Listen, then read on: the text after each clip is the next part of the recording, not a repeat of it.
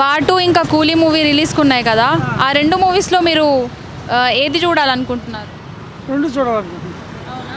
ఇప్పుడు మన కూలీ మూవీలో రజనీకాంత్ గారు ఉన్నారు, తెలుసా అండి? రజనీకాంత్ అంటే నాకు ఇష్టం. నేను పుట్టలేదు నేను రజనీకాంత్ ఉన్నప్పుడు. అది చెప్పండి, నేను చెప్తాను. ఆయన మూవీస్లో మీకు ఏదంటే ఇష్టం? ఆయన మూవీస్లో అన్నీ ఇష్టమే. ఎందుకంటావా, సిగరెట్ ఒకటి, అదొకటి, ఇదొకటి. రజనీకాంత్ సినిమా బాగా చూస్తాను. తమిళోడైనా బాగా యాక్ట్ చేస్తాడు. మన ఆంధ్ర కంటే నెంబర్ 1. ఇంకేంటి?